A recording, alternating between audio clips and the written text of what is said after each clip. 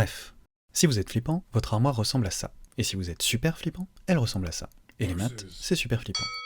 Donc votre prof de maths range son armoire de la manière suivante. Il y a le bac à chaussettes droite. Dans ce bac, il y a aussi la fameuse chaussette noire dont on a perdu la petite sœur. Le bac est rangé dans le tiroir à chaussettes, où se trouvent les chaussettes gauche. Le tiroir à chaussettes est dans la zone à sous-vêtements, qui contient les petites culottes. La zone à sous-vêtements est dans la section vêtements, où on a rangé le reste des vêtements. Et bien évidemment, il y a la section inclassable, où on met tout ce qui nous gêne. Et voilà, nous avons notre armoire de rangement. Le bac à chaussettes droite, dans le tiroir à chaussettes, dans la zone à sous-vêtements, dans la section vêtements, dans l'armoire.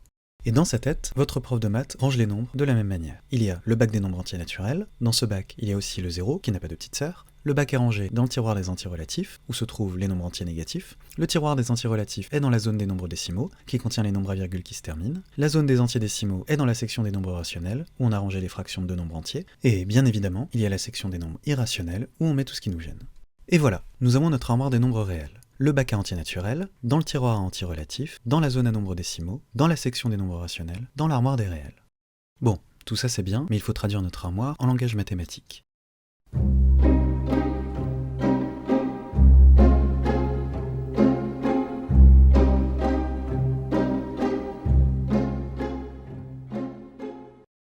Allez, on passe en mode focus, on réveille les neurones, on attache la ceinture, et on plie le chapitre.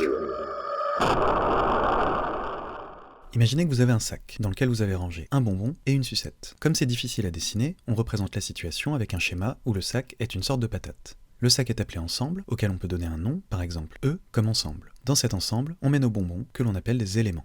À l'écrit, on symbolise les frontières du sac avec des accolades, on met les éléments entre les accolades, et on sépare les éléments avec des points-virgules. Si on a donné un nom à l'ensemble, on peut mettre une égalité entre le nom et la représentation symbolique. Prenons à présent un ensemble E qui contient deux éléments appelés E1 et E2. Tout à l'heure, on pouvait dire que le bonbon était dans le sac. De la même manière, on peut dire que l'élément E1 appartient à l'ensemble E. Si on prend un nouvel élément E3, on peut dire que E3 n'appartient pas à E. Premier warning, un ensemble ne peut répondre qu'à une seule question, appartient ou n'appartient pas. Par conséquent, qu'il y ait deux sucettes ou une seule dans un ensemble, cela revient au même pour répondre à la question. Et donc ces deux écritures sont en fait le même ensemble. Dernière chose, mettons notre sac dans une valise, comme ceci. On voit tout de suite que la sucette appartient au sac, mais le bonbon n'appartient pas au sac. Le bonbon appartient à la valise, et le seul piège ici est de comprendre que la sucette appartient à la valise. Après tout, la sucette est bien à l'intérieur de la valise, non ? Bon, jusqu'ici, nous avons parlé des différents bonbons dans les différents sacs. Mais on peut aussi dire que le sac est dans la valise. Ça, c'est une relation entre deux ensembles. Et dans ce cas, on dit qu'un ensemble E est inclus dans un ensemble F. Inversement, avec notre exemple, l'ensemble F n'est pas inclus dans l'ensemble E. Donc, ne pas confondre la notation appartient, un élément appartient à un ensemble, avec la notation inclus, un ensemble est inclus dans un autre ensemble. Si on prend deux ensembles, il y a donc quatre possibilités. E est inclus dans F est inclus dans E et F sont complètement distincts, donc aucun n'est inclus dans l'autre, et une situation totalement improbable dans la vie réelle, où la valise et le sac ne sont pas vraiment l'un dans l'autre. Là aussi, aucun n'est inclus dans l'autre. Maintenant, reprenons au début. Vous êtes un chasseur-cueilleur devenu agriculteur-éleveur. Vous apprenez à compter vos moutons, 1, 2, 3, 4, etc.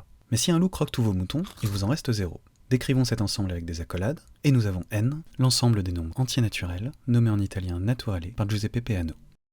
Jusqu'ici tout va bien. Puisque vous savez compter, vous devenez marchand de moutons. Vous avez 2 moutons, et vous en achetez 2, 2 plus 2, 4. 4 est un entier naturel. Vos moutons se multiplient, et par un processus étrange appelé reproduction, 2 fois 3, 6. 6 est un entier naturel. Le problème arrive le jour où vous vendez trop de moutons. 2 moins 3, et c'est le drame. Pour décrire le résultat, vous inventez la notation -1 mouton. Les physiciens ont un nom pour ça, c'est un anti-mouton. Du coup, vous êtes obligé d'inventer tous les nombres négatifs. Et pour les ranger, on crée l'ensemble des entiers dits relatifs, car ils sont positionnés relativement à 0. On note cet ensemble Z à partir de l'allemand Zahlen, qui signifie nombre, ou plutôt compter. On peut alors comparer la situation au sac et à la valise de tout à l'heure. N est le sac, Z est la valise. Le bonbon n'appartient pas au sac, donc -1 n'appartient pas à N. Le bonbon appartient à la valise, donc -1 appartient à Z. La sucette appartient au sac, donc 2 appartient évidemment à N. Et attention au piège, la sucette appartient à la valise, donc 2 appartient aussi à Z. Pour résumer tout ça, il suffit de dire que le sac est inclus dans la valise, c'est-à-dire N est inclus dans Z. Donc tout élément de N est aussi un élément de Z. Et voilà. Les antirelatifs vont être très pratiques pour nommer les étages en sous-sol, décrire l'altitude en plongée, donner la température quand ça caille, et dépenser l'argent qu'on n'a pas. Avec vos capacités de calcul, vous devenez scribe en Égypte. Vous devez répartir 4 moutons entre 2 personnes, 4 divisé par 2, 2 moutons chacun, 2 est un entier relatif. Mais si vous devez répartir 3 moutons entre 2 personnes, 3 divisé par 2, et c'est le drame. Votre solution, 1 mouton et demi chacun, soit 1,5 moutons. À vous d'imaginer le demi-mouton. Félicitations, vous venez d'inventer les nombres à virgule.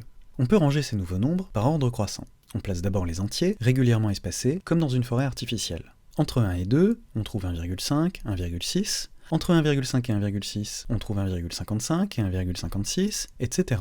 À ce petit jeu, on pourra toujours placer un nouveau nombre entre deux nombres, si bien qu'à force de placer des points, on en vient à dessiner une droite, un peu comme une forêt très dense. C'est pour cette raison que ce phénomène est appelé densité. Reprenons l'ensemble Z des entiers relatifs sans s'encombrer avec n. On va ranger les nombres à virgule dans un nouvel ensemble appelé ensemble des nombres décimaux, que l'on note logiquement D. Cependant, on ajoute une condition. D contient uniquement les nombres à virgule qui se terminent, c'est-à-dire les nombres ayant un nombre fini de décimales.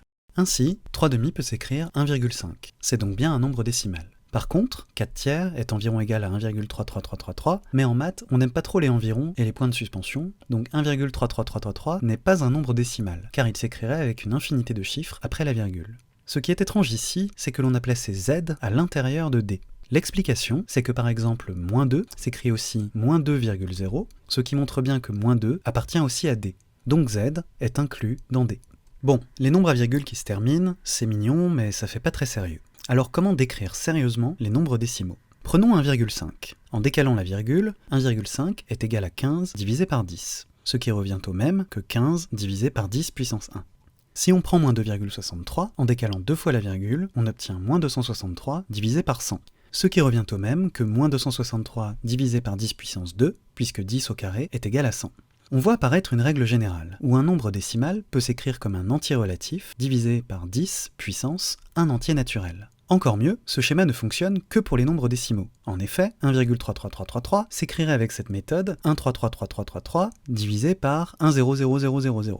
Mais impossible de trouver les nombres entiers exacts à mettre dans la formule précédente. Donc finalement, D est l'ensemble des nombres qui peuvent s'écrire sous la forme P sur 10 puissance Q, où P est un entier relatif et Q un entier naturel. Et ça fait sérieux. Et nos nombres entiers dans tout ça ? Ici, il y a une petite astuce. On peut écrire que moins 2 est égal à moins 2 divisé par 1. Pas très passionnant. Mais du coup, c'est aussi moins 2 divisé par 10 puissance 0. Car vous savez peut-être que 10 puissance 0 est égal à 1.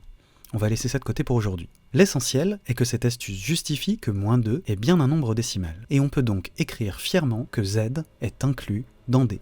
Pour la petite histoire, les décimaux sont étudiés au collège, mais on va très peu s'en servir en maths pour les grandes personnes, au point que les anglophones ne font même pas apparaître D dans leur schéma. En gros, D, c'est un peu un délire franco-français pour torturer les élèves.